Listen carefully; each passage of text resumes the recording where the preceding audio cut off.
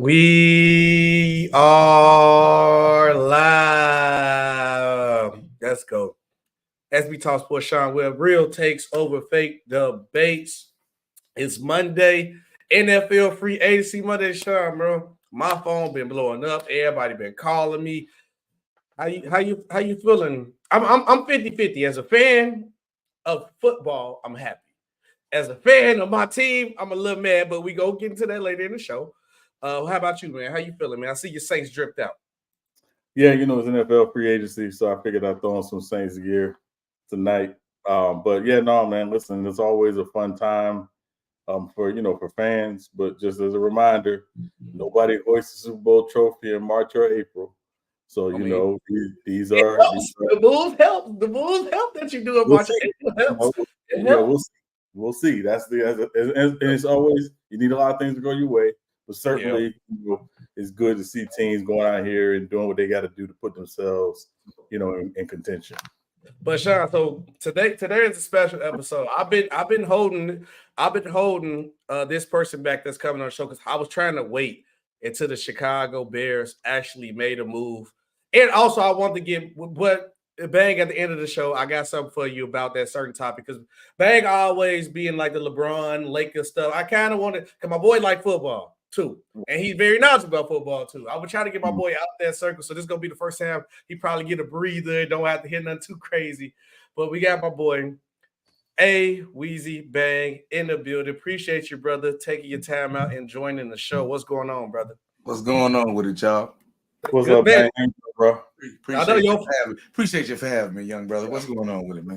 Appreciate you, man. But I know your phone been blowing up about everything that's been going on. So, all the last month, bro. It's been crazy. Only Chi-Town do it like this, man. Hey, I can't wait, baby. Hey, look. It's going down. Cole's making moves, baby. I'm telling you. It's crazy.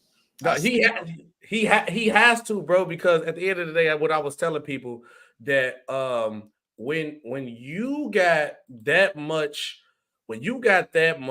going on where you got 2 back-to-back seasons with top 5 money, some of the best picks, you have to make this team ready to compete for. I'm sorry, if the Bears don't compete for a Super Bowl within the next 4 years, he did a failed job. I'm sorry. Top 5 money, back-to-back free agency, top number 1 picks. If he's not competing for a Super Bowl, he failed the Chicago Bears. I don't agree with that. I don't agree. How far in the NFC championship? Listen, it's an NFC championship, okay, right? Playoffs, okay. Now, consistently making the playoffs, I'm cool with that, right? Rome wasn't built in a day, and none of these guys are sure shot anything. That's nothing guaranteed, bro. That's why I'm one of the guys. I'm a Fields guy. I say stick with Fields because he hadn't had a fair shake. I've seen this guy Caleb Williams go crown the bench on national TV. He lost. I was done then. I was done. Look, there's no room for that as a football player. You know what I mean? Now, what Poles is doing, he's going out there getting football players, and that's what I love about it, bro. The safety, right? Yeah. Matter of fact, I'm gonna push this up. I'm gonna push this one up. And we're gonna go back to the other stuff about your quarterback. But as you bring it up, the safety, Kevin Byard and DeAndre Swift. Yes. Both got signed to the Bears. I think those was excellent moves. Really excellent moves. And I'm gonna tell you about this Swift guy, bro. 25 years old, 3 years, 24 million, bro. He was a Pro Bowler last year, man. I'm talking about the guy. He 1,000 yards last year, 45 missed tackles he made dudes miss. Okay, and he had 23 explosive runs. That means a run of 10 yards or more. The Bears is missing that from the running back position, bro. Yeah, they let Montgomery walk. That Montgomery walk hurt. People forget he was injured a lot, bro. With us, he was injured a lot, and he's a tough runner. Yeah, he's a tough runner. But now I'm gonna mess your head up a little bit. But like I said, we're gonna talk about Fields a little bit later. Did you know that Swift and Fields played together in college, right? No, I didn't. I didn't know that. Yeah, they played together in Georgia. Wow. So that's how like this was the Fields move. But I like both. I like both of these. So, and Sean, what you think about these 2 moves for the Chicago Bears? I like them. I think this fills a lot of holes. About time they got rid of Eddie Jackson too. I love Eddie Jackson, but he should have been gone 2 years ago. 3 years. Yeah, I mean, I think the Swift deal, obviously, because of his versatility, I think people look at him as, kind of, a dual threat back for whoever the quarterback is going to be. Regardless of whether you're getting the ball in his hands, hand it off or getting him, to him on the swing pass or on a check down or on Texas route. He's the guy to Bang's point. He picks up yards. He's not necessarily a guy that's going to, blow past you. But in terms of just that solid running back that understands how to get in the holes, how to find his spots, and make, the big thing when he was in Detroit was health. He showed last year he could stay healthy. So I think it's a good move on the Bears' part for whoever the quarterback is going to be, because, again, you saw what he did last season in Philly. The big thing to me for the Bears is make sure the offensive line is right for him, because that was part of his success in Philly, because they had one of the best offensive lines in the league. So, but a good move for the Bears. And then Bayer, obviously coming from Tennessee and then Philly for half a season. That's steal. He's a Pro Bowler. We talked about it the other night. SB is a flooded safety market, certainly, but he was one of the better safeties on the market. So yes, good move for the Bears, and obviously, getting Johnson, Jalen Johnson, locked up for the next 4 years as well. It was very smart. It's crucial. So you can tell Poles and Eberflus are making sure the defense is going to be right. But again, let's get the trenches right for whoever the quarterback and Swift are going to be. And the reason why I like the Bayer move, because he fit what the Bears is. He's tough, hard-nosed guy. But Bang, before we get to your boy Fields, and we go get to the Fields, we got to talk about this though. Oh, Russell Wilson, and all us know Bees is our boy. Bees is all our boys. Bees has been telling us about Russell Wilson, but we digress to this. I like this move for the Steelers only because of it's a win-win situation. You only paying him $1 million vet minimum, and he's there to challenge Kenny Pickett and mentor Kenny Pickett. I feel like this is a win-win for the Steelers, because if you fail, you don't lose anything, and if you do good, you look like a great team. Bang, you the guest, so you go first. What you think about Russell Wilson to the Steelers? Well, Thompson is gonna have his first losing season. That's what I believe. Ever? Hey, look, bro. Russell Wilson is not guy, bro. You see why? Why, bro? I just want to know why. Did the last five game win? That 5 game streak didn't impress you at all? Like, just stop, man. You gotta stop, bro. I don't know how it works out. I mean, the running back situation, I don't know what they're doing. That's me. I know you, like you said, it's a win-win. They he I don't see it. I'll pass, so I'm good on that one, bro. I'm gonna leave it at that. I don't like it. What about you? I mean, so here's the thing for me, Bang. So first of all, it's a win-win because they're not paying any money for him. You're only getting the vet minimum from them. Denver's paying the other $37 million of his contract. So that's why I think it's a win for the Steelers. But also, let's be real. Kenny Pickett, he ain't it. And just in that division alone, when you have Lamar, Joe Burrow, Deshaun Watson, you need more competent quarterback play. Is Russell what he was 3, 4, 5 years ago? No. But I think he's competent enough to at least keep them in the discussion. So I'm glad they didn't stand back. I'm glad they went out and made this move. But obviously, to your point, I don't think he's not the long-term answer for them in my mind. Or he could be like, what Baker Mayfield was last year in Tampa.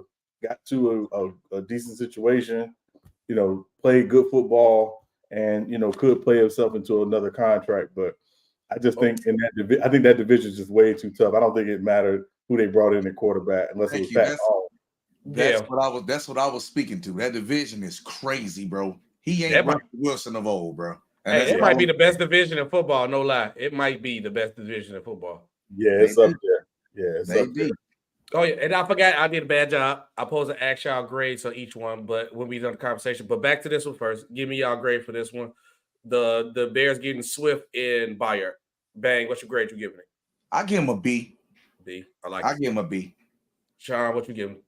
Yeah, I'm with Bang. I give him a B, but it could be upgraded to an A if they fixed the offensive line. Yeah, I'm going B+ because they added 2 positions that I might go A- to an extent because they got 2 positions that they needed bad last year. That's too much, SB, and I'm gonna tell you why. Why? It only becomes an A if they get Hunter. Then I'll give it an A.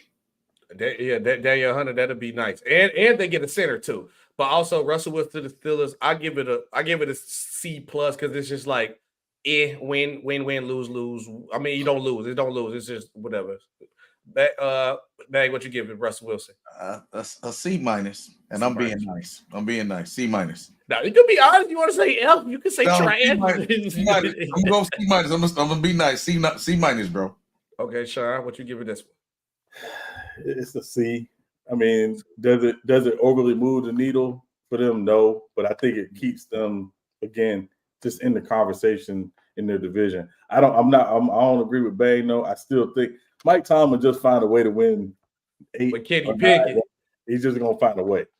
You know, and that defense still is very, very good. So I don't think they're a playoff team, but I still think they'll be above 500. Only way Mike Tomlin is gonna have a losing season when it goes to 18 games because he ain't gonna win. He ain't gonna win 9. He'll get you 8. He'll give you 9. He ain't give you. But on to the next one. The Atlanta Falcons signed KirkCousins to a 4-year, $180 million deal, $100 million guaranteed. Now, Bang, right? I told you, Sean, I'm gonna go through the archive of the shows and find this, right? So this was when the fields to Atlanta noise was going crazy. Sean was the only person I heard say this. I looked at everybody talk sports around TikTok, Instagram, all that. Sean was like, Fields not going to Atlanta. I said, why not? He fits in perfect with the players. He said, the Rams offensive coordinator just got hired there. Who was his quarterback? I was like, Stafford. He going to want a standstill quarterback that can throw the ball. And the first thing they do, they won. And I knew they wanted Kirk Cousins. They gave him $100 million guaranteed, 180. Now, if I was ever a quarterback to play football, they said you can't be on the level with Tom Brady. I'd rather be Kirk Cousins because he got the bag. Kirk Cousins got the bag everywhere he went. He gonna make sure he get that money. But I want to know what you think about Kirk Cousins to the Falcons, and then what you grading it to. It's a head scratcher. One, this guy's coming off an Achilles. Okay, and in the sport of football. That's just something you don't deal with. If I'm the GM, okay, if I'm running a team, I'm not touching that. You feel me? He just had it. It ain't like he had it a couple years ago. He just had it. You see what happened to Rodgers, right? Pow, over with, right? So you can't. I'm not dealing with that. I give the move a C. It don't move the needle for me. Yeah, he got weapons over there, running backs, wide receivers, but I don't see it, bro. To me, it's a big question mark because of his health. Yeah, that's what I went with it, bro. I like that take, Sean. Yeah, see, for me with the Falcons, obviously, I look at the division. It's probably the division of the mid quarterback. When you look at good one, that is a good Cousins. Now, Derek Vehicle, jury's still out on Bryce Young, we'll see. But it's not a great division quarterback wise. And, and I thought the Falcons were going to win the division last year on the strength of the weapons they had, and they just got competent quarterback play. They didn't.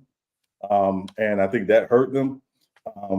Obviously, we know KirkCousins is going to get him competent quarterback play. Is he going to make them a Super Bowl contender? No. He can make this move unless this guy makes you a Super Bowl contender. I don't think he makes them that. But I do think if they can fix because their other issue last year was they couldn't get after the quarterback. I think they were 28th in sacks, last season. So you gotta get after you got to get quarterback on the ground in this league. So for me, it's a C+ because I think he's obviously an upgrade from what they had. But does he make them better than San Fran or Philly or Dallas or Detroit? No. So it's a C+ for me. For me, because both of y'all hit both my problems right on the head with this. Bang, you hit the main point about the Achilles injury thing. That is the reason why I'm mad about the Achilles injury thing, because you paid a guy coming off of Achilles injuries $100 million guaranteed. $100 million guaranteed. Resetting the market, bro. That's crazy, man. Bro, KirkCousins have been making the bag. That's one thing KirkCousins gonna make sure he get that bag. Now, when KirkCousins on the field and he got weapons, he'll get you that ball. Justin Jefferson didn't want him to leave Minnesota. So he played the field because he wanted to go to Atlanta because his wife and they got houses and stuff down. So his wife and family wanted to finish his career in Atlanta. He made sure he got that bag more than anything he forced Atlanta hand. For a guy coming off of Achilles injury, that's too much money to be paying this guy. But this is the guy who fit the scheme that you want, that he can get these weapons, and we can actually see a version of Kyle Pitts that we've been wanting to see, because he got somebody who can actually give him the ball. And anything better than Desmond Ridder. So I give this move a C+ just because of how bad Desmond Ridder was. But I would have gave it a B if he didn't come off an Achilles injury, because with all them weapons and B. John Robinson behind you, all you got to do is just manage the game. And when we need you to make a throw, make a throw. And KirkCousins showed over the career he can do that. He put up the numbers in his bank account and on the field. But obviously he just, that's why they always make the running joke about like the league is full of a bunch of different KirkCousins. But he's the original KirkCousins. KirkCousins gonna give you numbers, and in the big game he might fold. But the Achilles injury is that's 100. I'm not paying a guy the $180 million that came off of Achilles injury. You see, Deshaun Watson took a couple years off, and he ain't been the same. It takes time with that football, but he don't depend on his legs. So we just gonna have to wait and see. But the reason why I put those two together like that, Bang, because this is gonna be important to you. What is the Bears' next move? Because the two main teams that wanted Justin Fields, Atlanta, who got KirkCousins, and Pittsburgh still got Russell Wilson. Is it Fields or Caleb? At this point in time, in my mindset, guys, I'm all in. I'm all in with keeping Justin Fields. And the next story behind this story is another reason why, because it was a quarterback class that was tight, that was highly touted as one of the best quarterback classes ever, and it was a dud. But we're going to get into that next. The reason I say keep Fields is that we're going to have the same conversation next year when it comes to quarterbacks. We do this every year. The next quarterback class is going to be pretty good too. So I just go another year, see how I go with Fields, and if he do a good job, we can rock out.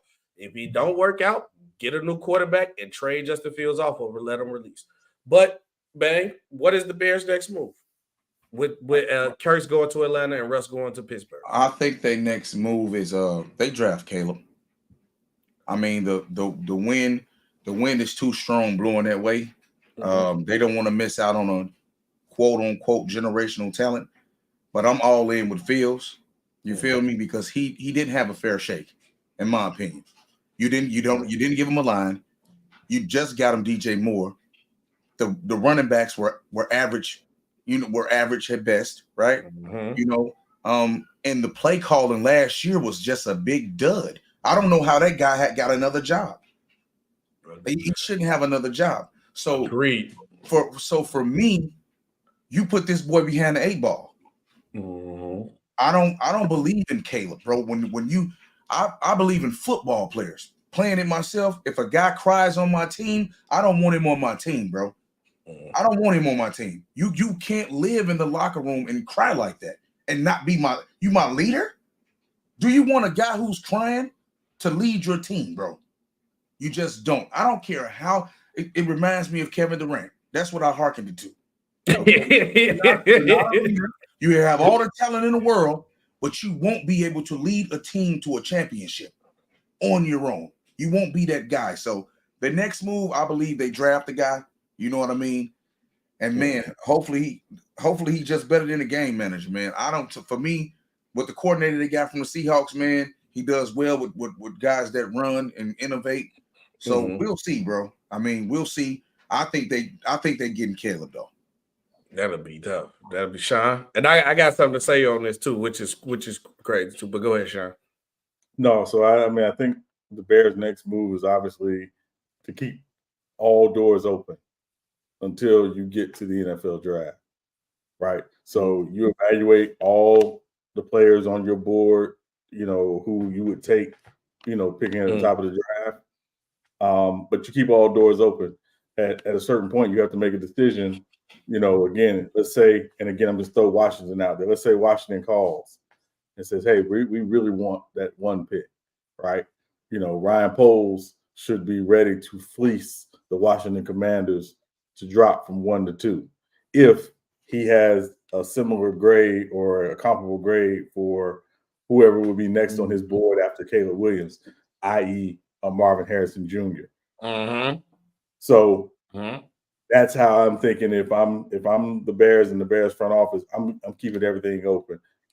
But if we can't move the one pick or we don't get offers for the one pick that satisfy our needs, and again, to Bang's point, you're talking about giving away potentially a generational talent at quarterback.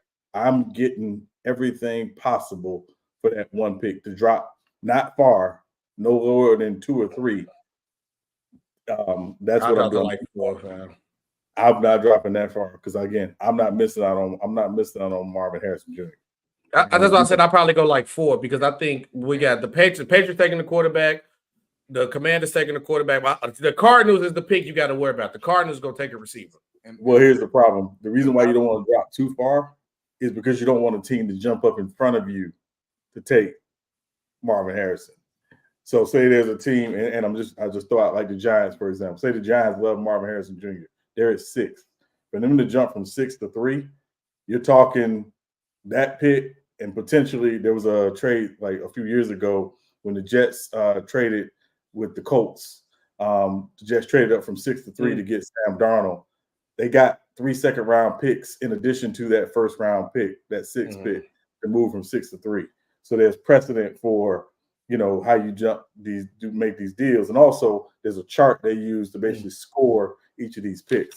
So that's what I'm saying. I don't want to jump too far. I don't want to jump too far. If I'm locked in on Marvin Harrison, I'm okay taking Marvin Harrison at 2.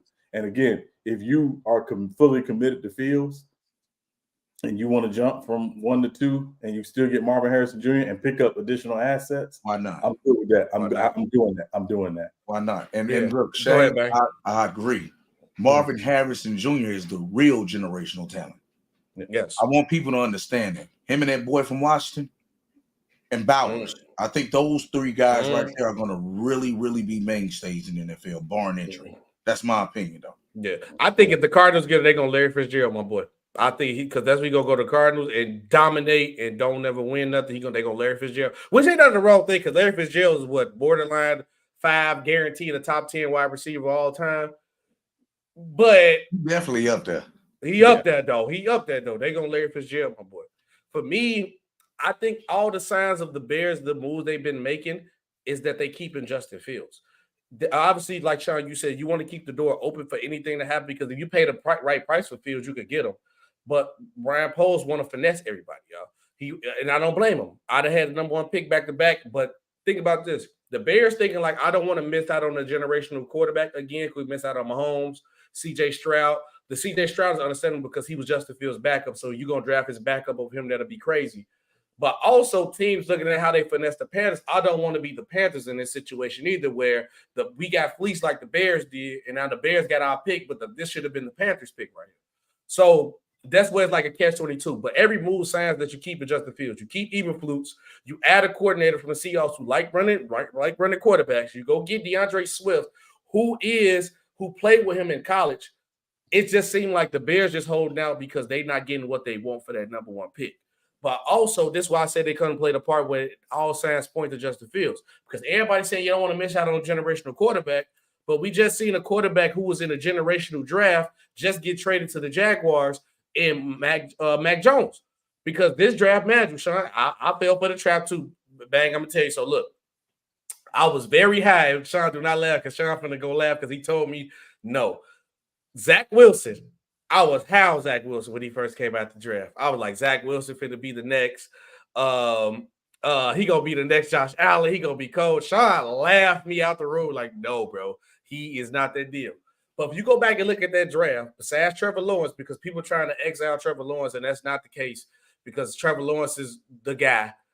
Mac Jones trash, Trey Lance trash, Justin Fields we iffy on right now.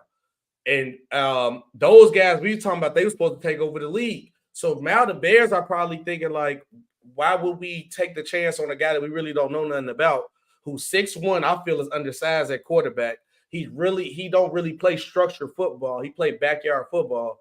So of course a lot of guys gonna think of like a Patrick Mahomes, but we don't got no Andy Reid in Chicago. That's how the fans are looking at it. Like, we ain't got no Andy Reid, no quarterback whisperer over here who can extend the play of the quarterback. We kind of do. Look at Geno. Look what he did with Geno, bro. Geno was dead in the water. Yeah, he was nice with Geno though. He was dead in the water, bro. He brought Geno back to life, bro. But is Eberflus gonna let him run the offense? He has no choice. Eberflus is calling the plays, bro. He's calling the defensive plays. He gonna let the offense do their thing. If he do that, then I'm down. If he do that, and can we also just say to that point with Eberflus that Eberflus is really coaching for his job after next season? Yeah, because I think there was some pressure to get rid of him, particularly with the coaches that were on this market. It was. It was. Well, Sean, and then bang, we had my boys. They do like the Chicago Bears Central. They do that. So they was like in tune talking with like the reporters and like the players and feeling like the energy of the staff room. They literally was talking about how Eberflus kept his job because of the last run they had. And I was scared because Harbaugh was on the first train smoking to Chicago until they said we're going to keep Eberflus. If he didn't do that last good run at the end of the season, they said he was gone. He saved the job. I'm going to tell you, it was the defense. When they fired the defensive coordinator and he took over defense, the defense got substantially better. Yes, they did. They had the number one picks in the league. They took the ball away a lot, bro. Okay, yes, they did. And it was great play calling. At the end of the day, the reason we lost most of those games because Justin Fields can come through. The line couldn't come through. Whatever the reason was, that's why. Right. So he kept his job simply because of that. Right. Yeah. So they doing that. I got a funny feeling they're gonna draft all offense in this draft, bro. And that'll be bad. I don't think it would be bad, bro. You got to get younger. You got to stop making lines, bro. That's why you in the situation you in. What's the guard or the tackle from Penn State? Which one? What's his name? The rookie, right? He's all going to come in the draft now. He in the draft now. He coming, man. He on the board. Marvin Harrison Jr., the guy, the wide receiver from Washington, and Bowers, bro. Though they should be high on their board. Yeah, they need to get it. You need to go get a D tackle because obviously we're gonna talk about one that got released. Maybe you go get the guy from the 49ers, the D tackle, and also some offense. David Bennett. What's the one from the Packers? The left tackle. The Packers just released him too. The reason he released, just like the Aaron guy, they often injured, bro. Yeah, that's true. They often injured, but it seemed like they come back and play against the Bears. But I ain't gonna say nothing. But in any event though, right? I wanted Wilkins. He's with Crosby now with the Raiders. That's what I wanted. I want that 3-tech because that's how Eberflus run his defense with a 3-tech and an end, right? Yep. He's gone. So I say Hunter, bro. Hunter or the guy that just got released from the 49ers, number 91. My boys in LA, you know, we got Khalil Mack. Man, y'all keep that scrub, man. Get him up out of here, bro. They got $90 million for nothing, man. Get him up out of here, man. But real quick though, what y'all think about Mac Jones to the Jags though? You think that can he revitalize his career again? Because maybe Trevor Lawrence get hurt. But also, Deshaun, you said you had a point about like people trying to throw Trevor Lawrence in that bag of bad quarterbacks. But Bang, I want you, Sean, I want to hear your point, but then Bang, I want to hear about what you think about Mac Jones to the Jags. Is it over?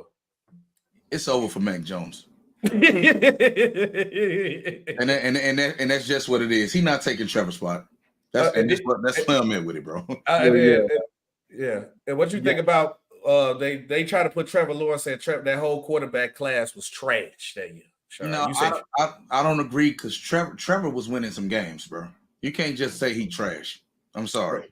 He came back for 28-0 on my Chargers in the playoffs. That's what I'm saying. You can't just say he trash. None of them other dudes won nothing. What are they winning? Bro, his rookie year, his coach was in the club after games. But I Come on, get it. no. Look, I get it, right? You said, is he trash? I don't think he's a throwaway trash garbage. No, I don't. I think he a top 15, top 10 quarterback. But Sean, you said you had something about this Trevor Lawrence slander that he was receiving. Well, no, not the slander for him necessarily, but just that quarterback draft class. Because I think what happens is like people just be like, "Oh, they didn't draft the right quarterback." Well, it runs deeper than that. Because I don't care who you are, you draft a quarterback, you have to make sure as an organization you do everything possible to make sure you set this guy up to be successful. Chicago Bears, yeah, for sure. Right. You have to. There's no way, or I don't care who you are, because we've seen guys and start one place and it didn't go too well. Shout out to Brett Favre in Atlanta. Shout out to Steve Young in Tampa Bay. Mm-hmm. Right? We've seen guys start one place and be like, it ain't it. And then they go someplace else and they're successful. Well, look at how the difference in those organizations. Mm-hmm. So to say that quarterback class was trash, we saw Trey Lance play 4 games. We don't know what he is. He only played 4 games. Yeah. Right? Zach Wilson, obviously, I wasn't a big Zach Wilson guy.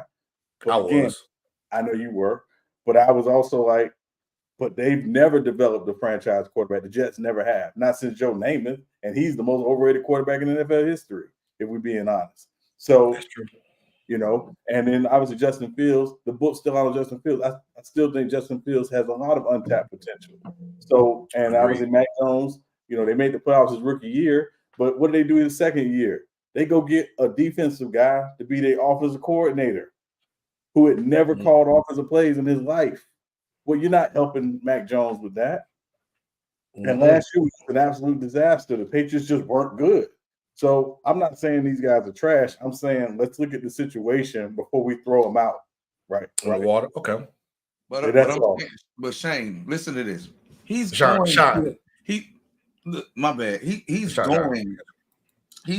to a place where there's a number 1 guy already. Right, yeah. Mm-hmm. He's done, bro. You can't do that.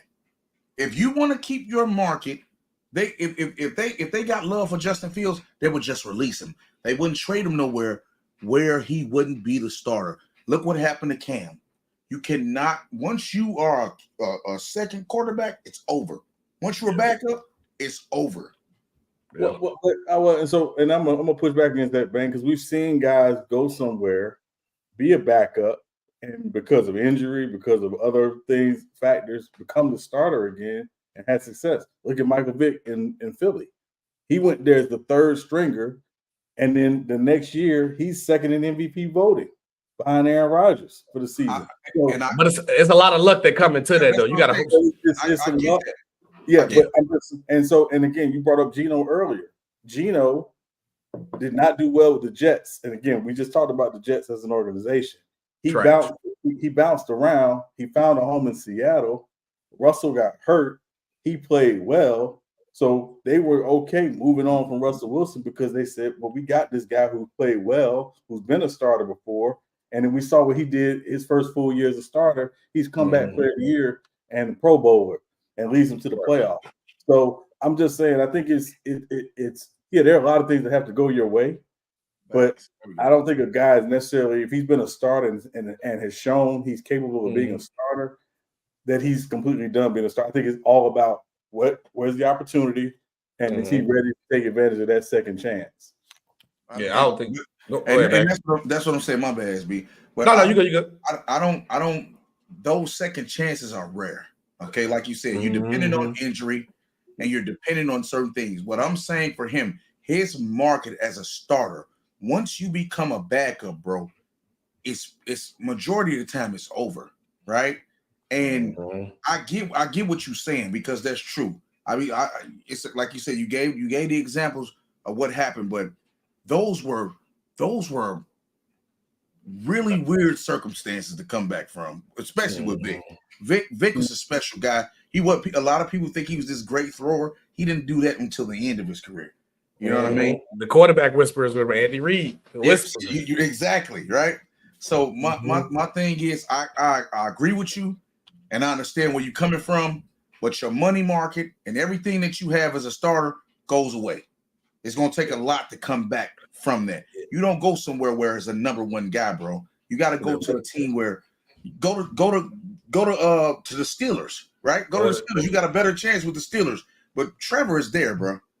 I think. Hold on, before you go, Sean. Bang, and I kind of do because I agree with Bang because is Mac Jones even threatening Trevor Lawrence's spot at all? I see a 0.00 threat percentage of him taking Trevor Lawrence's spot.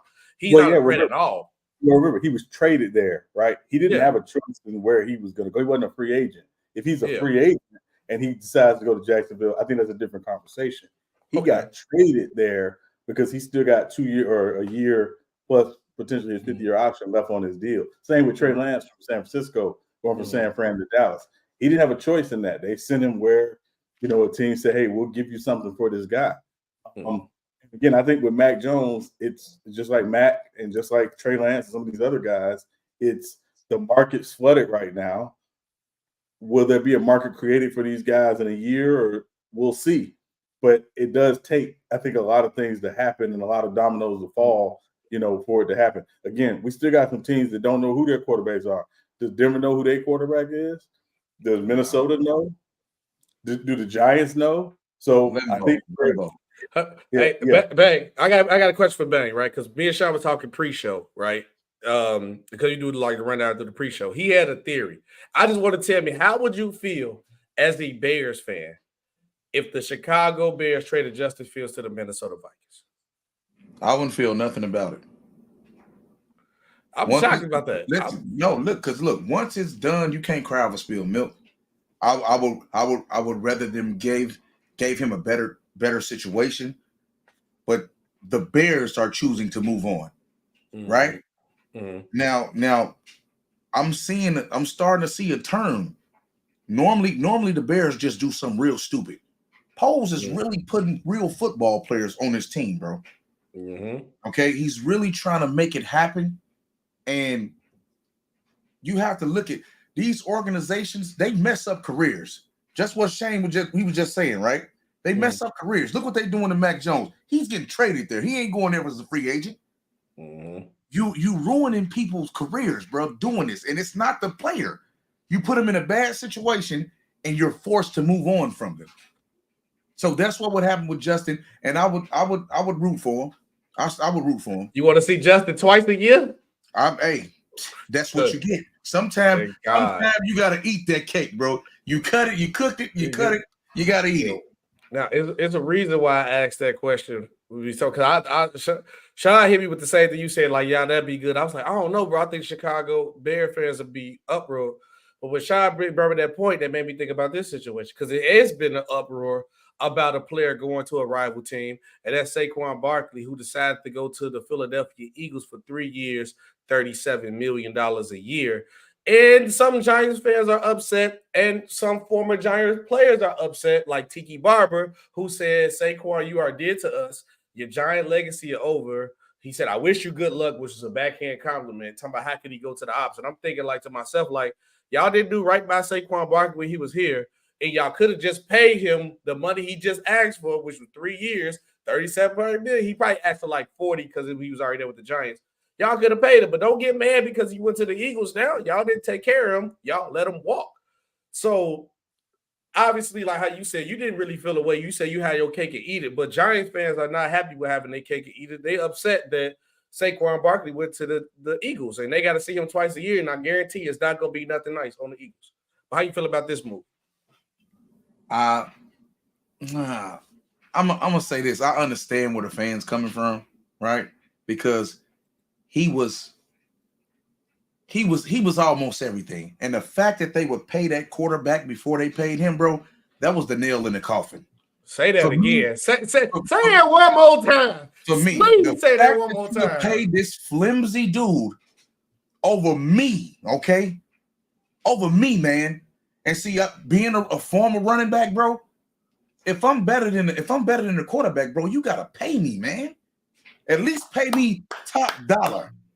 And I understand that the market for the running backs are dictated by the NFL now, and they're not running the market. But bro, you gotta pay me. You gave this dude all this money for it, and he a dud. He's a dud, bro. Mm-hmm. So I understand the fans. See, Justin ain't putting no work in like Saquon. Facts. I'm sorry. That's a big difference, bro. So for me, I'm glad he stuck it to him. Why not? They did him dirty. I'm sorry. They did him dirty. And a lot of players don't get their get back like that. They'll just throw you in the middle of the waters and then you just dry out. You see how we see what with Le'Veon Bell with the Steelers, he tried to do that. He ended up getting shipped off in the waters.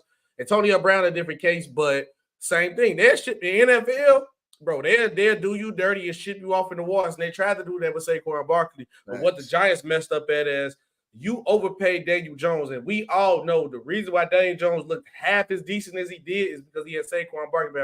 As soon as Saquon Barkley got hurt, it was a whole different quarterback. But Sean, what you got on this one? Saquon Barkley going to the Eagles. So a couple things. I need Giant fans to turn their anger from Saquon to your front office. Your front office was the problem. Now, SB, I have a general rule when it comes to NFL contracts, particularly rookie contracts. So if you draft a guy in the first round, you have a fifth-year option potentially on that guy, right? If you choose as an organization not to pick up the fifth-year option, get rid of it immediately. Yep. Don't keep it. Because what happens is when you say, oh, we're declining the fifth-year option, and that person comes out and balls out a fourth year, now you all of a sudden, you got to turn around and say, man, we got to pay this guy. All out for us. They declined the fifth-year option on Daniel Jones. He has a very good season his fourth year. To y'all point, big part of that was Saquon. Now they forcing a quarterback-driven league to pay this guy, and you franchise Saquon. When it should have been the other way around. You should have franchised Daniel Jones if you were going to keep him and pay Saquon. You chose not to. That's what happens. Fast forward, a year later, you say, hey, listen, we're not going to franchise you, Saquon. We're going to let you test the market. Well, somebody on the market said, hey, we think this guy can help us win. And it just so happened to be the team in your division who's been competing for the Super Bowl the last 2 years. I can't believe they let Saquon go to the Eagles like that, dog. The Giants so trash, bro. That's why Taj probably hiding too. That's what Taj had. Speaking of Taj, I brought him up. But again, SB, it turned the ire to your front office, right? They're the ones who made this decision. And now here you are, a year after paying Daniel Jones, you're saying, man, we can't wait to get out of this contract. So it's your front office fault. Because again, to me, there are teams, and I've said this for years. I know there's first of all, when somebody uses quarterback or win-loss as a quarterback stat, I slap the crap out of them. Because I don't want to hear that win-loss is not a quarterback stat. Cut that crap out. Right? I literally saw Ryan Tannehill win a playoff game with the Titans throwing the ball 8 times. Facts. So quit telling me win-loss is a quarterback stat. It's not. If your running back is your best player, pay him, which is why Derrick Henry deserved to get paid. There were years in Minnesota where Dalvin Cook was their best player, not KirkCousins, but KirkCousins got paid. That's backwards to me. I'm sorry. At the end of I told you, like a lot of people get tricked into the matters, like it is all happening in sports because there's always a copycat league when it comes to whoever win the championship. That team that won has probably got the anomaly that you don't have. Stop thinking you that. Like in basketball, right, where everybody want to play small ball. The reason why the Warriors could get away with playing small ball because they got 2 of the greatest shooters in their backcourt of all time. That's why, and then they got a guy who can guard 1 through 5 and play point guard. You don't have that. Stop doing that. The Chiefs been winning. They got an anomaly in Patrick Mahomes, who already in the top 3 conversation of quarterbacks. Stop. You don't got a Patrick. Daniel Jones is not Patrick Mahomes. And then also, they even trick y'all even more because they making y'all think it's all quarterback. And they got Pacheco behind him who killing. And they trick y'all to thinking y'all don't need y'all running backs. And y'all overpay y'all quarterbacks and y'all ruin y'all teams. And the Chiefs gonna run the table. They had one of the worst teams they ever had and still ran the table. Y'all ain't got no Patrick Mahomes. And I'm gonna tell you, it really sucks, bro, because they didn't devalue the running back position, bro. To To me, that's one of the most important positions, bro, you can have, man. Facts. I'm the Eddie George. I'm the Jerome Bettis. The Mike Allstott. That's my era right there. Okay, that's me. You feel what I'm saying? Where it was one guy carrying the ball the entire game, not the scat back, and then this one sluggo. I'm not with it, bro. I can't get with it. I like to me, they ruined the position doing that. They did, man. Because people act like. Go ahead. Now you got Saquon out here leaving somewhere he wanted to be, obviously. And then they gonna get mad when he go to the. No, y'all didn't treat me right. I'm gonna go over here, compete for a Super Bowl, and they gonna treat me right over here. Saquon go kill. He go kill regardless over there with the Eagles. And this was also a problem that I also have too, because Bang, you play running back. Sean, you play football too. I fell in love with the game of football because of the running backs. Y'all know LaDainian Thompson, Marshall Faulk is my two favorite players. Y'all devaluing them. You can't win without no comparable back. We look at the last couple of champs, they had a back behind them that can do something.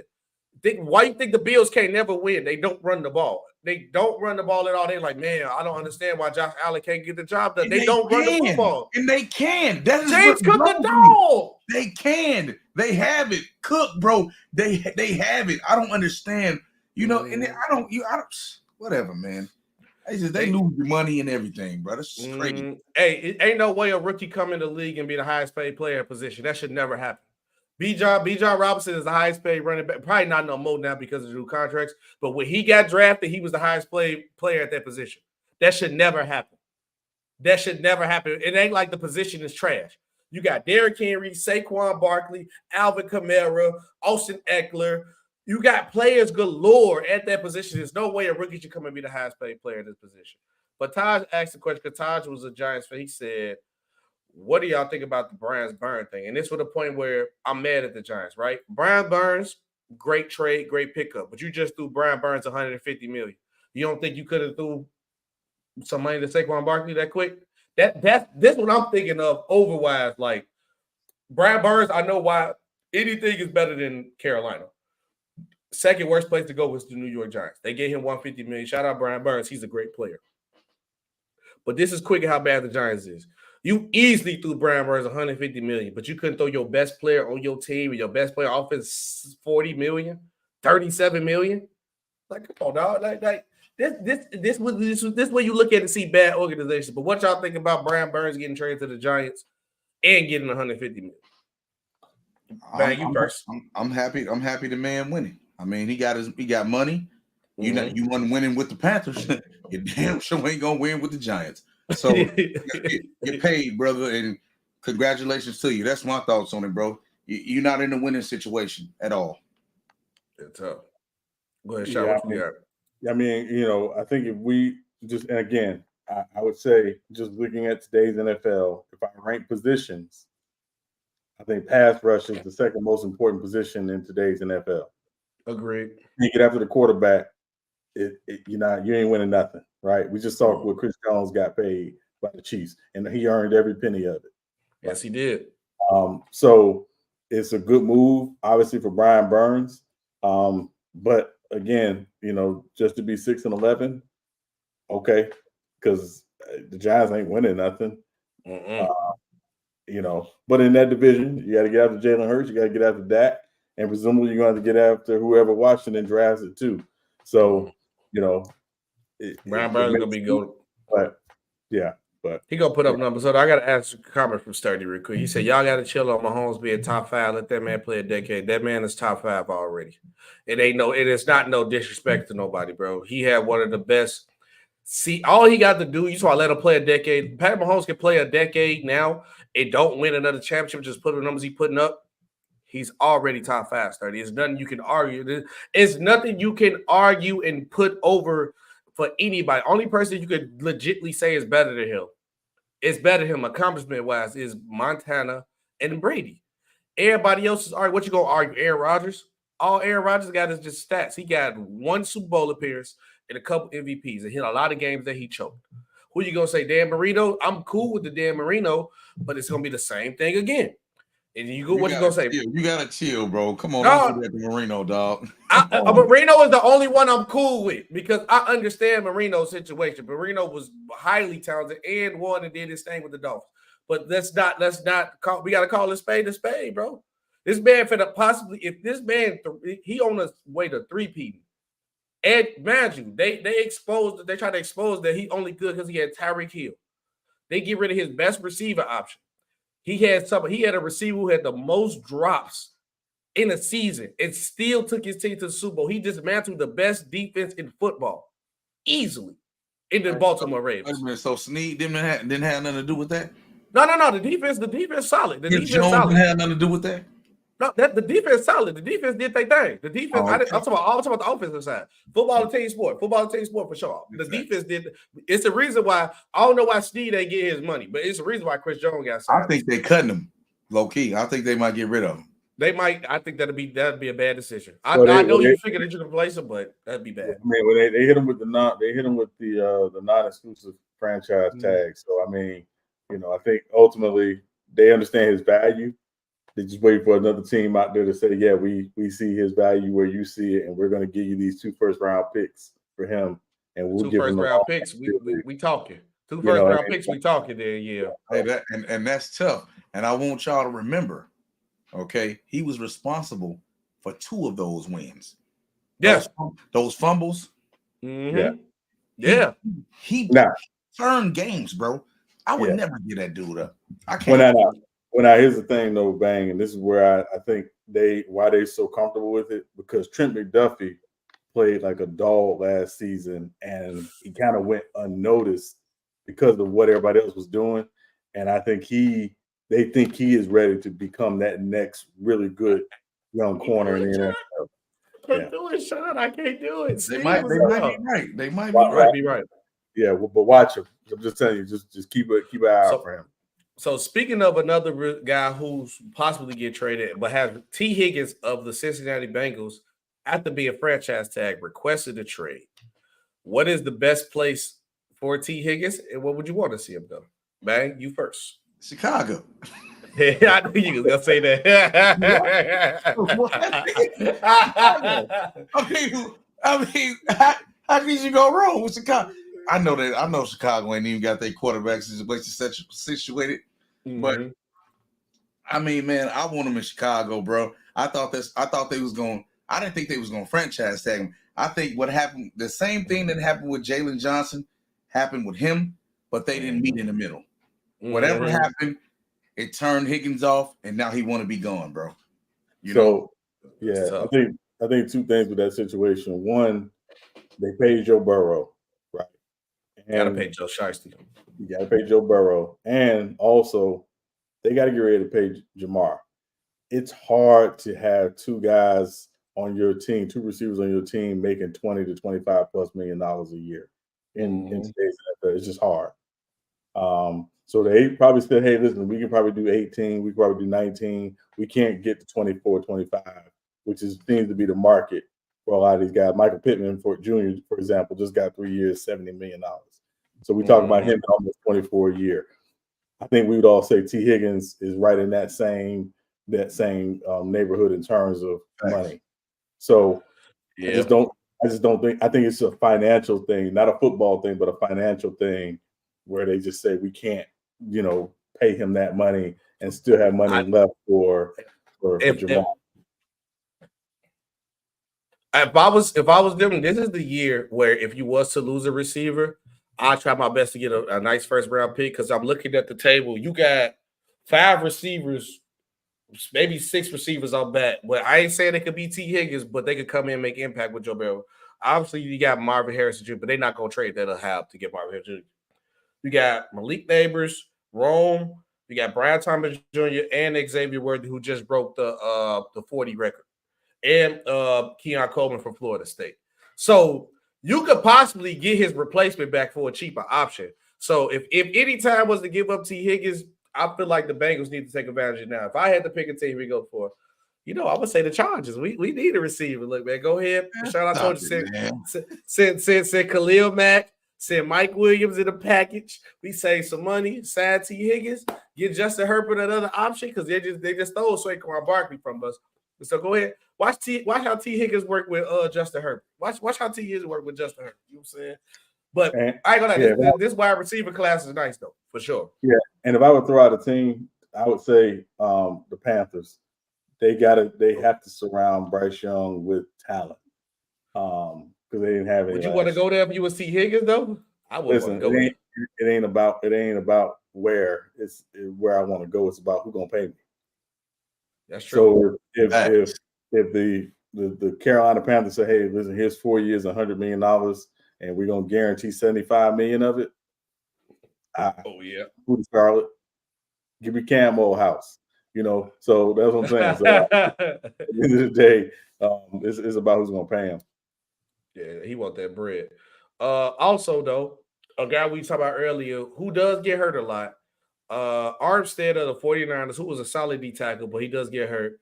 They tried to meet in the middle for a pay cut. He didn't like it, so they decided to release him.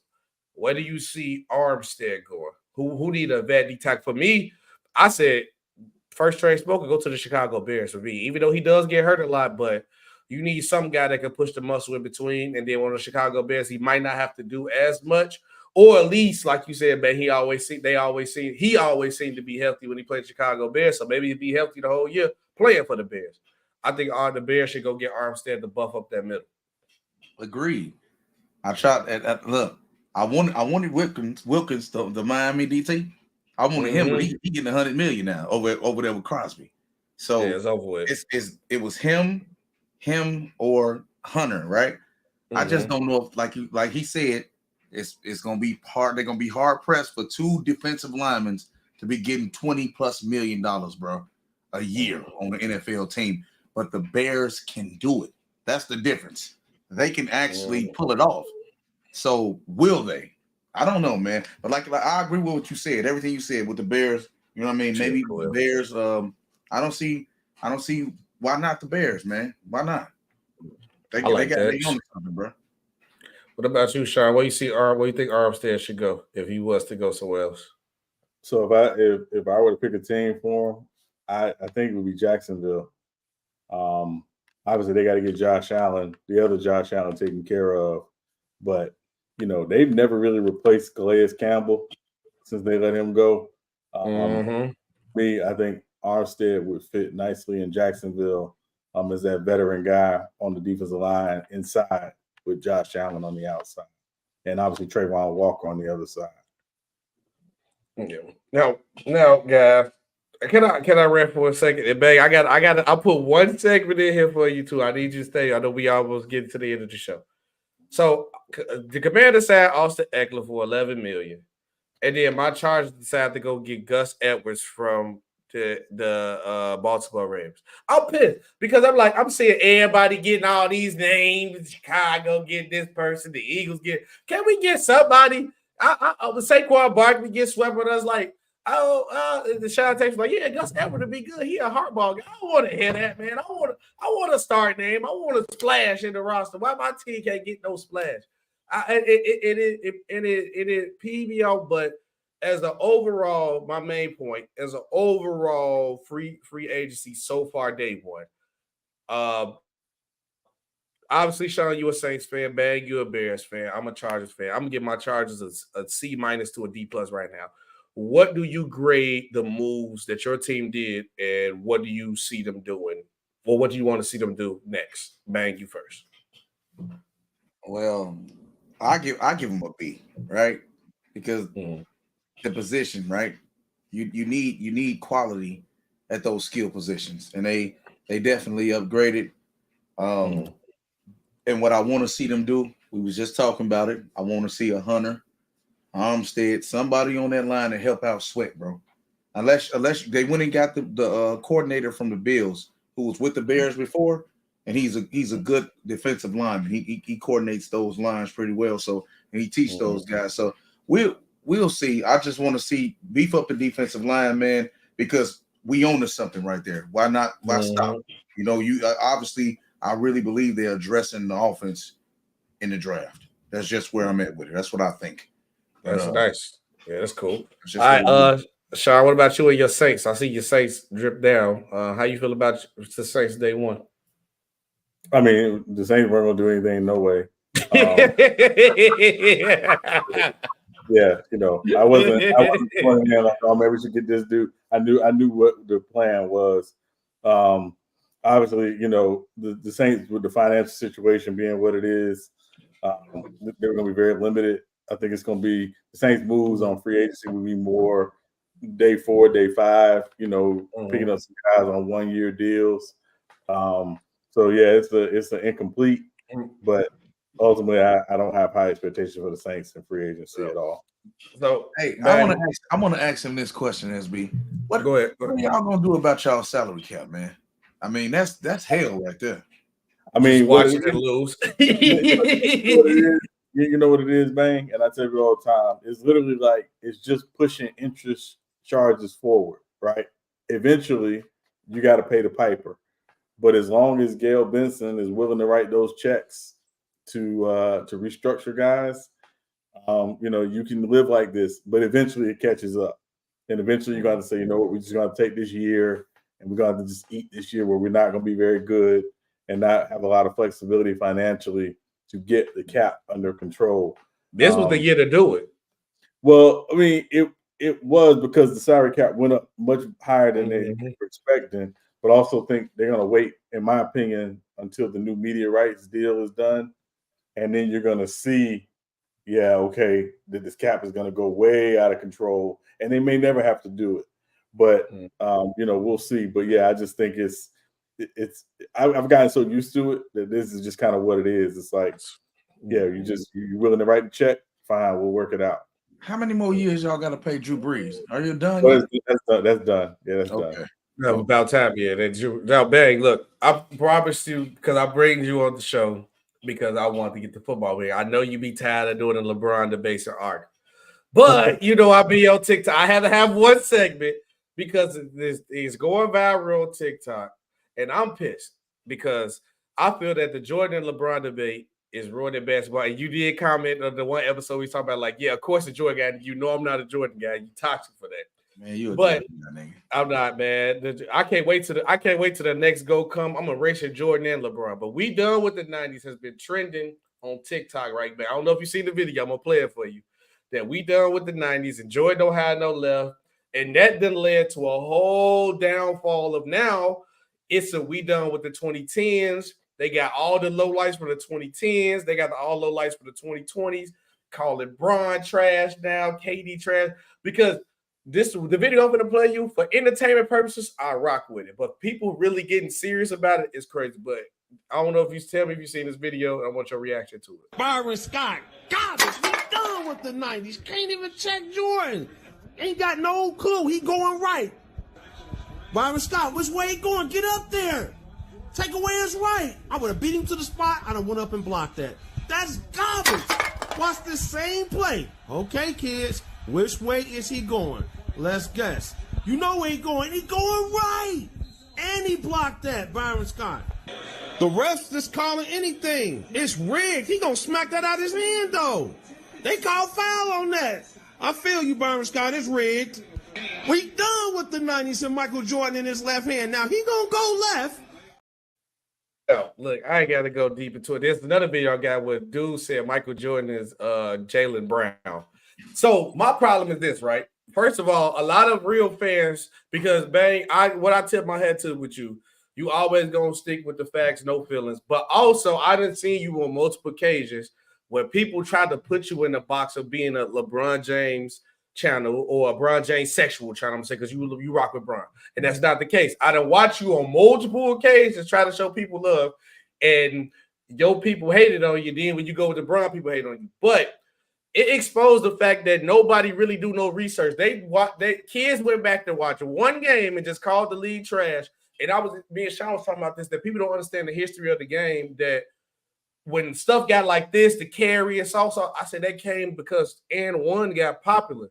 And David Stern didn't like that and one was getting this popular. So what he do? Added a little bit of the street ball game to the league today. So they give players more leeway to add more different skill sets, but also to the fact of that if 30 years from now, in the game, if everybody's still playing like how Michael Jordan did tonight, the league will be trash. Of course, the skill set is better, but don't go back taking a crap on the era that was there back then and then telling lies. But also, I can nod to the fact too that like with the old heads, don't overhype the era and then downplay what's going on today. It got to be a happy medium, and the problem is that we only deal with this in basketball. But what was your reaction? So we done with the 90s and the Jordan and LeBron debate ruining basketball? Man, I'm gonna tell you this. It's funny, right? It's funny for sure. Because you can't take a game. You can't take 10 games. You can't take one season. All right. You got to look at these people's career. When they have 10 plus years of playing, you can't single out 1 year, bro. That comes to the peak thing with me, right? What's a peak? It's so subjective. All of it is subjective, if you ask me, right? Except the stats, the numbers. You can't confuse the numbers. The numbers are always going to be the numbers. They'll never change, no matter how mad you get. Okay? Agreed. No matter how bad you want them not to be what they are, right? So I don't think the Jordan and LeBron GOAT debate ruined basketball. I think it's fun, right? When it's respectfully done. Okay? Agreed. And these guys are having fun, man. You know, you got some people are gonna go to any length to defend the player that they rolling with, and that's just what it is, man. You know what I mean? I don't. You can't take none of it serious if you ask me. But also we done seen situations where people have gone far. Like one guy went to jail for shooting him in the head of Michael Jordan and LeBron debate. Yeah, and he went to jail. Also, you have been attacked personally where people say stuff about your family personally. A lot of people don't understand that because of Jordan how you feel. Crazy, bro. and that's why I don't like things that goes a little too far. The reason why I said the Jordan and LeBron debate ruin basketball is because people only keep up with them two players, don't watch no games, just look at stats, or just have a nostalgia feeling about somebody and feel a certain way. Like people like the people who got LeBron as a GOAT, that's your generational guy. I don't have a problem with you got as the GOAT. But if you telling me you just went back and watched the 90s basketball, and then with the 90s era, why are you crapping on somebody saying they can't nobody pass Michael Jordan? Somebody gonna get passed, because if you looking at the stats of what you said, why somebody should be a GOAT, how Kareem just get deleted from the conversation? And that's what my problem come in with, the disrespect on all levels. He was never deleted from the conversation for me. When you just talk about conversation, I mean, you got to talk about Wilt, because Wilt has done some monstrous things, bro. Some monstrous things. And then you want to talk about winning. For those who say winning, you shouldn't have had to have Michael Jordan on your list and not have Bill Russell ahead of him. If it's just all about the winning, you should not have Jordan over John Havlicek if it's just all about winning, because he won and he never lost, right? That's 8-0. Oh, you see what I'm saying? So it's a team, the team accomplishment thing with the championships. That's real, bro. Yeah. How many people got 40K? See, I did this the other day, right? What would you rather have, 6 rings or 40K? It depends on. I seen that. It depends. Hey, 6 rings or 40K. Everybody, you got a lot of company with rings. It's a team thing. Ain't nobody got 40K but me. You see what I'm saying? It's a big difference. I'm selfish. When you talk about individuality, I can't be selfish. Go ahead. I mean, I can't be selfish. I understand it. Now, if you telling me I'm like a Robert Horry, then yeah, I'm taking the 40. But if I'm like a star level and I'm 6-0, I might take the 6-0, because my problem is this, right? And a lot of people, like I said, it's only a handful of people. And I told Lamont about that. I said, and I meant to count you too. I was like, the people I heard talk sports, a lot of people didn't care about Kareem, because Kareem retired with multiple MVPs, multiple rings, and finished number 1 in 2 major stat categories. Not 2, 3, 4. Number 1 in 2 stat categories when he retired. Nobody wants to show him love. It didn't matter. But when how many final MVPs did he have? But Kareem got what? 2. Exactly. He don't have 4. You see what I'm saying? It's a big. He does it, and we're not talking about the record. But he should have had 3 though. He should have had 3 though. We talking about 40K. We're not talking about the record.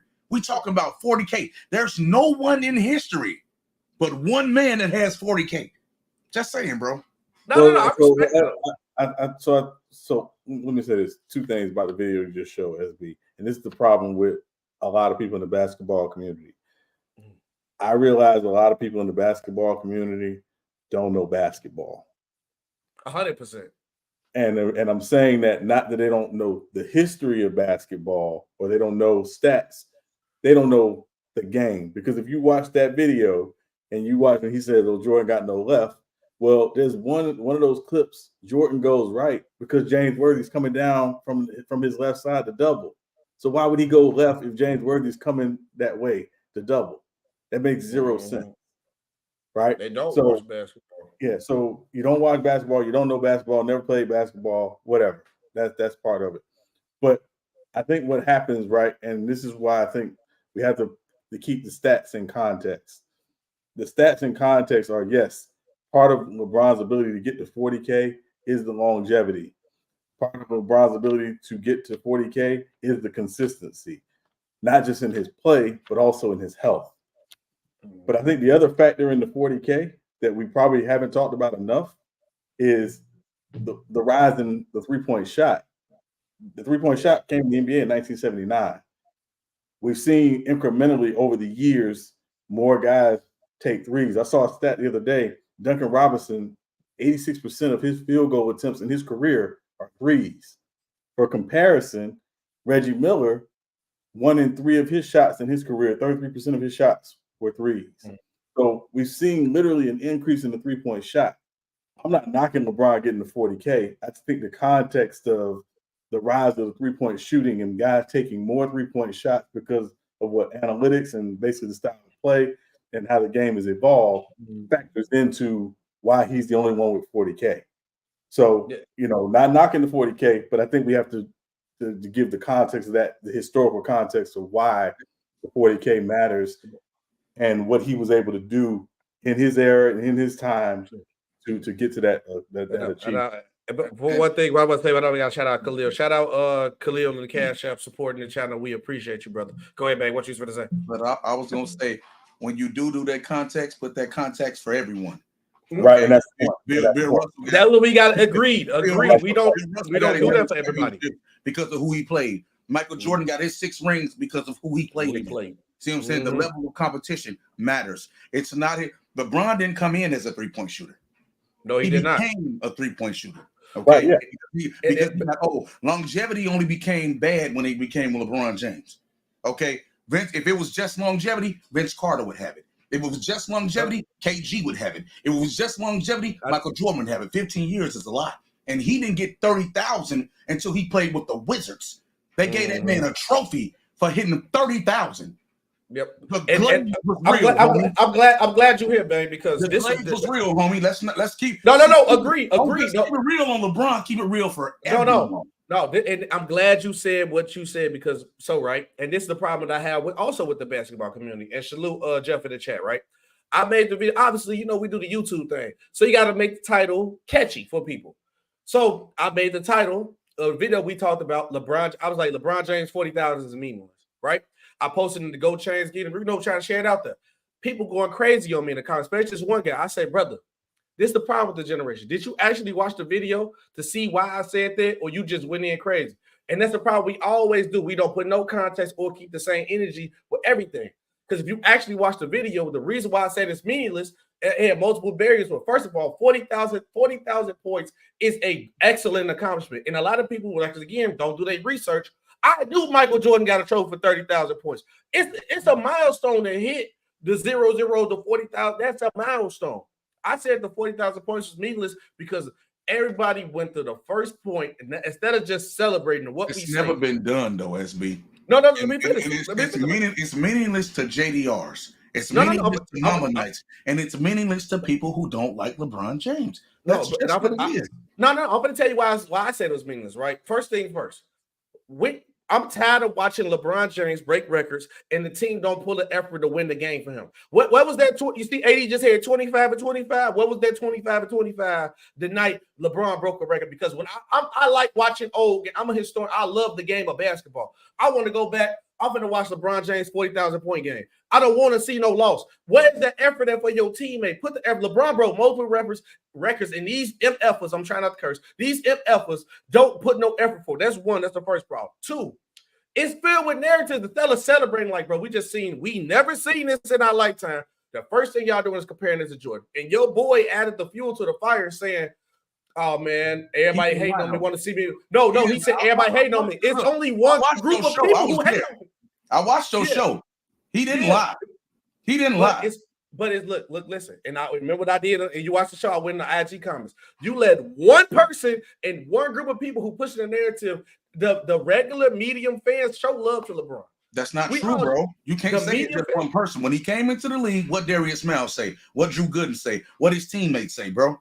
What you know why they were trying to say their job. You said only one person did it. Skip Bayless wasn't even around then. No, I'm talking about now who pushed the narrative. You know why Darius Miles, he was taking his spot. I'm just telling you.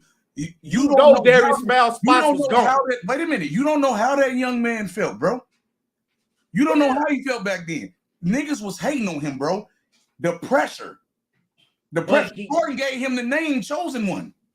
But he was the greatest athlete coming out of high school. You see, Wemby got the pressure on him now, the same thing. Because of his skill set. Bro, he was 16 playing. No, bang. He was 16 playing against NBA players. He gave Jordan work at 16. They were like, bro, he's the truth. What are we talking about? Of course, he got the pressure on him. But listen, you're not understanding, bro. The fandemonium of these Jordan people, it's not Michael Jordan.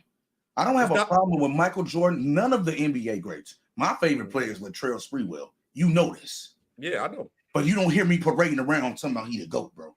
You feel me? Everybody a GOAT now. And it's ridiculous. They try to make Curry a GOAT. They try to to me, it's only one GOAT. GOAT conversation is different, but it's only one. There only can be one. Ain't no GOAT of this era GOAT. It's only one to me. But you feel me? Yeah, but hold on. This is because I got you. Is it possible somebody to pass LeBron as a GOAT, or you think you just got it? Yes. And that's another problem we have. They act like both sides, because I told y'all the Jordan LeBron fan base are one and the same. They act like ain't nobody passed them. I said that's impossible, bro. Somebody gonna pass them up at some point. Steven, they did. Look, I'm just gonna give you. I'm a LeBron guy, right? I'm a LeBron guy that because I get hated on most of my life too, my nigga. You feel me? That's why I identify with the brother. You feel me? Because he's doing great things, and it's always some detractor hating for somebody else. Right. He break the record. Steroids, 40K, steroids. He winning the champion. It's a bubble. It don't count. You see, it's always something. It's got to be a negative asterisk on the side. And you see why he said what he say, bro. Even to this day, it's people out there detracting. It's not no one man. To me, that's ridiculous to say that it's only one person. No. I didn't say it was one person. And he haven't even responded to none of that PED stuff. None of it. Bang. The reason I didn't say it was, I said it was one group of people. I said either was like, because Skip Bayless was the cult leader, but I say there's people who pushing a narrative. But I'm talking about the regular basis who look at basketball. Show, bro. Look, I read his live comments, went down the feed in order. It was probably like one or two bad comments. 20 of them was good. That's why I said like he added fuel to the fire, because we can't even celebrate a night of basketball greatness. Like, bro, this is history. I get the point. I think LeBron looked for it, bro. LeBron looked for it. He does. Right? Because it's there, bro. Bro, LeBron is a narrative control freak, right? Mm-hmm. He's a savvy operator. He's a narcissist, okay? Like most of the greats are, okay? Mm-hmm. He wants to control the narrative, bro. You feel me? Do that all the time, and he can't. Right. You see what's going on now, too. I don't rock with Bron outside of the NBA, bro. Period. Yeah. You know what I'm saying? It's just his pure talent on the court. I've never seen nothing like it. Right. And I respect it. And people go crazy because I'm saying that. I watched Jordan. I was in high school when Jordan was winning the three-peat. I was at the Grant Park almost every year. I grew up down the street from a madhouse on Madison. It's a parking lot now. Yep. You know what I'm saying? So I seen it all, bro. You know what I'm saying? People is just crazy. You got people out there saying Labalco. There's no Labalco. There's no official evidence on this man cheating. He's been cleared, bro. Cleared of all wrongdoing. Yet he's being accused of steroids all through YouTube. All through YouTube. You know how many emails I get a day? Oh, you're gonna talk about this, you're gonna respond to this. Now I gotta respond. I'm finna respond to it tonight. You see what I'm saying? Yeah. It's just ridiculous, bro. No, it's just ridiculous. I understand. You know? Khalil, you wrote that in the wrong comment section. If you watch it, Lamont, this is not Lamont. He's like, hold on, Lamont, why ain't on the top donor list? But I had to get your opinion on that. I couldn't. I tried to avoid the whole show without you talking about Brian, but we had to do it. What we do also, Bang, is episode 59. We try to find a player with a number of that. Who player unite? 50, you came in on the bad episode. 59 is probably a tough number, but if you got a player with number 59, if not, it's your first time being a guest, give us a player. I'll give you 5 or 9. 5 or number 9, but you got to have the number 5 or 9 in it. What player you rock with? 5 or 9? Or 59, if you got a player that wear 59. 5 or 9. I'll say Donovan McNabb. I'll rock with him. McNabb, I like it. McNabb, you know. I like McNabb. You know what I'm saying? McNabb was a good guy. Sean, you don't get a pass because you obviously be always on social. Give me a number 59. Who you got? I'm gonna say Donnie Edwards. Donnie Edwards? Okay. Yeah, I'm gonna say Donnie Edwards. Yeah. I didn't look it up. I looked it up. I just looked up players with the number 59 too. And if this is the player that I think it is, I'm gonna check before I say this. He should be in the Hall of Fame. And if not in the Hall of Fame yet, I'm still mad. London Fletcher of the Redskins. He got the same stat line as Ray Lewis, or if not better, but they don't put him in he need to be in the Hall of Fame. And stop playing my boy. Put London Fletcher in the Hall of Fame. Yeah, London Fletcher is another one. London Fletcher would be the other one. London Fletcher. He the truth, bro. And I don't understand how he not in the Hall of Fame. He should look. Sometimes you got to do a dance move to get in the Hall of Fame, man, in the NFL, man. But appreciate you guys. Wait, he deleted it. Okay. Appreciate you guys coming on. Appreciate Bang you coming on. Appreciate you guys in the chat. Shout out Aweezybang. Make sure you go follow Aweezybang. Aweezybang said he's going live tonight to address the LeBron allegations, which look, man, that's what you got to stop entertaining them, man. You know when it be cap, it be cap. Hey, it's content, bro. The Lakers don't play for Wednesday. I know why you doing it. Yeah, get that content out, brother. But you know what I'm saying?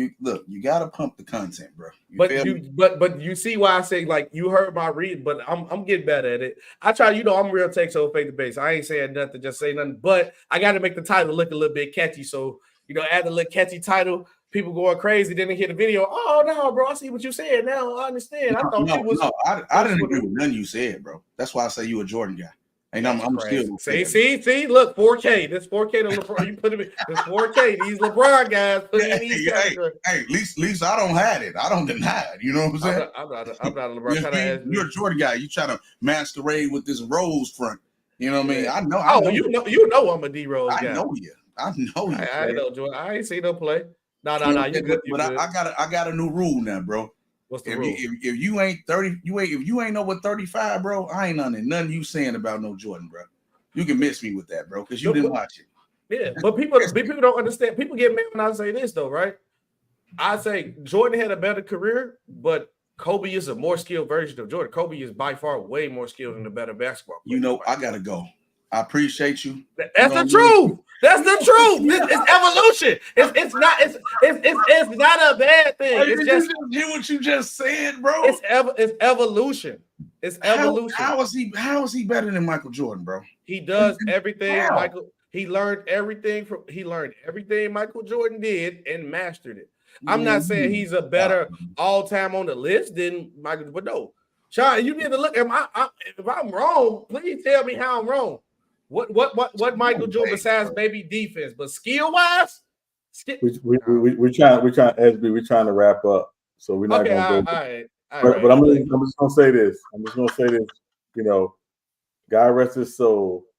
Kobe wanted to be Jordan so bad he tried to marry Juanita. Okay, so let's just get that out the way right now. All right, he wanted to be. That's who he wanted to be. walk like, chew gum like celebrate. Change the way he spoke into the media, all that stuff. He mastered it. He mastered from Ip Man and became Bruce Lee. That's all it is. And Bruce Lee better than Ip Man now.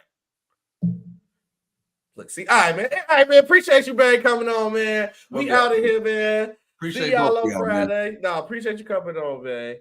Salute everybody. Salute, man. Okay, yeah, hit me, PSP. Salute, man. Appreciate you guys, and we are out of here, man. Y'all, that's crazy, man. Y'all hate that. Don't be skilled, man. Y'all just he's skilled. But yeah, that's crazy. Shout out to the Mamba, man.